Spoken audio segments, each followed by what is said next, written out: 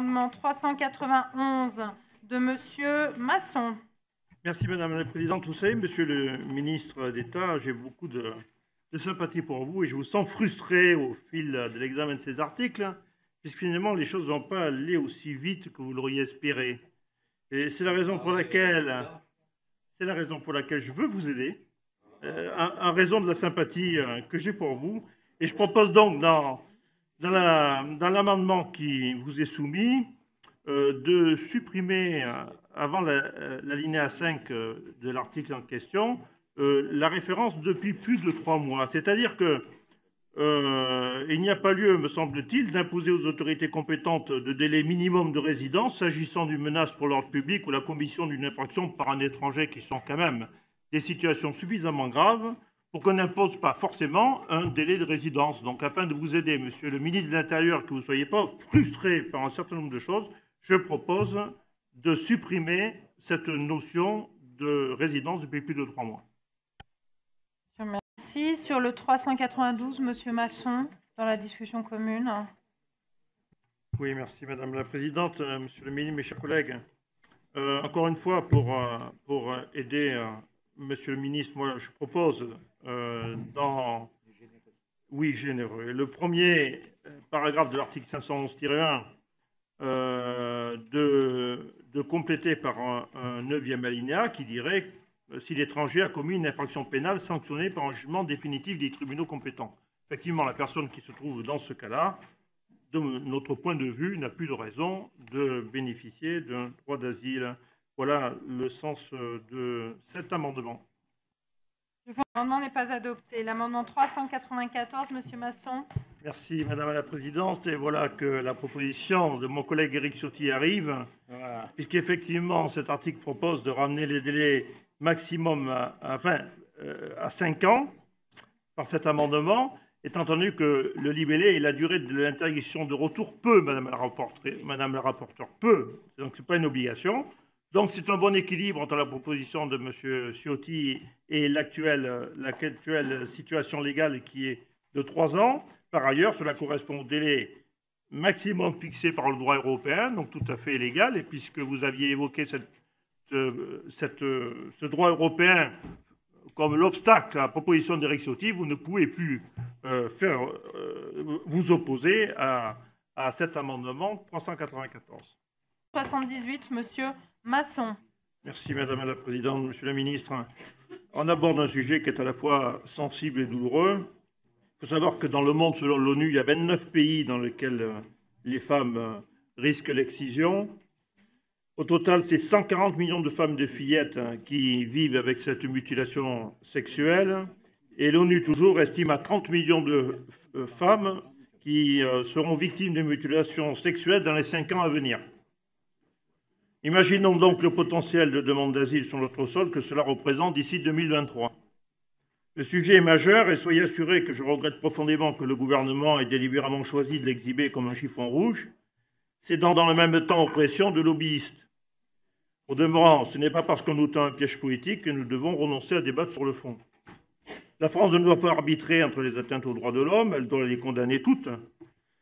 Dans l'ensemble des pays qui appliquent la charia, il n'y a pas que les mutilations sexuelles, il y a aussi d'autres types de mutilations, il y a aussi des lapidations.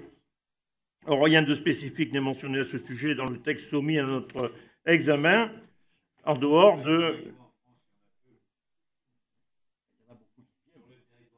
Mais il y en a peu, ce n'est pas une raison pour se désintéresser de la problématique, Monsieur le Ministre, me semble-t-il. Alors pourtant, je rappelle que la Cour européenne des droits de l'homme, dans un arrêt du 31 juillet 2001, Rafa Partisi contre Turquie, fait observer l'incompatibilité du régime démocratique avec les règles de la charia. À l'instar de la Cour constitutionnelle, la Cour européenne reconnaît que la charia, reflétant fidèlement les dogmes et les règles divines édictées par la religion, présente un caractère stable et invariable. Lui sont étrangers des principes tels que le pluralisme, dans la participation politique ou l'évolution incessante des libertés publiques. La Cour relève que, lues conjointement, les déclarations en question qui contiennent des références explicites à l'instauration de la charia sont difficilement compatibles avec les principes fondamentaux de la démocratie tels qu'ils résultent de la Convention, comprise comme un tout. Il est difficile à la fois de se déclarer respectueux de la démocratie et des droits de l'homme et de soutenir un régime fondé sur la charia qui se démarque nettement des valeurs de la Convention, notamment eu égard à ses règles de droit pénal et de procédure pénale, à la place qu'il réserve aux femmes dans l'ordre juridique et à son intervention dans tous les domaines de la vie privée et publique conformément aux normes religieuses. La responsabilité de la France, nous semble-t-il, est de lutter contre les pays appliquant la charia et non de colmater les conséquences à l'infini. Vous instaurez là une nouvelle brèche, un nouveau risque d'augmentation de l'immigration, en plus de celles qui ont été développées précédemment par mon collègue Éric Ciotti au sujet du regroupement familial, où il disait on va nourrir un nouveau vecteur d'immigration. Bien là, on en nourrit un deuxième. C'est la raison pour laquelle on propose la suppression des alinéas 7 et 8. De Gois qui n'est pas là, le 553. Donc, Monsieur Masson, vous avez la parole. Merci Madame la Présidente. Compte tenu des conditions posées au premier et deuxième de l'article L711-6 du CESEDA, le refus du statut de réfugié ou sa fin ne doit pas être une faculté offerte à l'appréciation de l'autorité compétente, mais une obligation automatique. C'est la raison pour laquelle, avant la linéa 2, on propose d'insérer un article remplaçant le mot « peut » par le mot « doit ». Adopté. Amendement 269, Monsieur Masson. Merci Madame la Présidente, Monsieur le Ministre, mes chers collègues. Tous les efforts investis dans les politiques des visas, des frontières et de l'asile sont réduits à néant si les déboutés et les personnes ayant franchi irrégulièrement nos frontières ne sont qu'une petite minorité à être éloignées. Il n'y a pas de gestion possible de l'immigration sans politique de retour efficace. Le placement en rétention doit devenir la règle et non plus l'exception. Éric Ciotti, vous l'aurez dit mieux que moi encore, puisqu'il a déjà évoqué cette question. L'attentat de Marseille du 1er octobre 2017, Monsieur le ministre de l'Intérieur, est venu cruellement souligner le caractère non systématique du placement en rétention des étrangers contrôlés en situation irrégulière.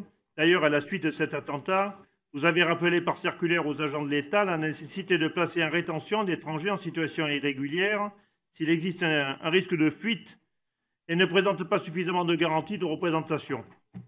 Le droit intérieur à la loi du 7 mars 2016 prévoyait le placement en rétention par l'autorité administrative dans des locaux ne relevant pas de l'administration pénitentiaire pour une durée de 48 heures pour l'étranger qui ne peut pas quitter immédiatement le territoire. Tel est l'objet de cet amendement qu'il vous est proposé.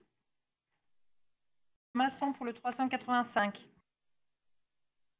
Oui, merci Madame la Présidente. Actuellement, c'est la voie réglementaire qui fixe la valeur du silence de l'administration. Dans ce cas d'espèce, on propose que le dit silence de l'administration abrogé et on propose de l'insérer dans la loi pour éviter de le régler par la voie réglementaire.